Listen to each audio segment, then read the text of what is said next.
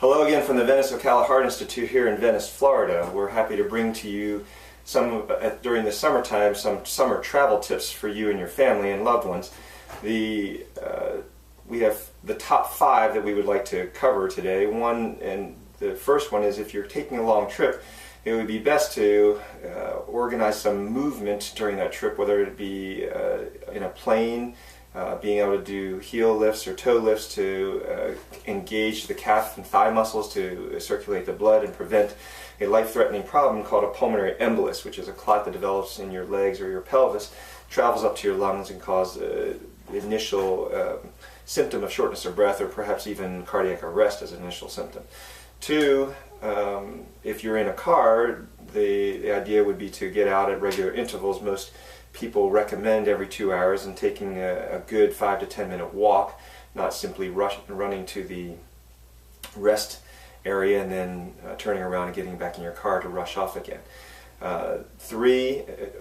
The second point we'd like to make is that you should organize your activities with knowing beforehand where an automatic external defibrillator or an AED is located where you happen to be traveling, especially if you have a known cardiac or heart problem.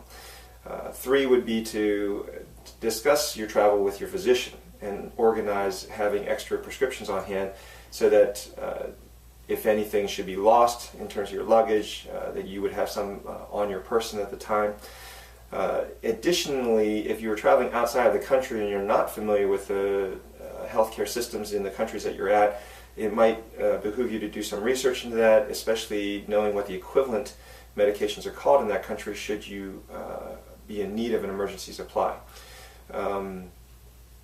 Additionally, when traveling to other locales, it would also behoove you to look up the nearest healthcare facility, whether it be an acute care ER or even a tertiary care hospital.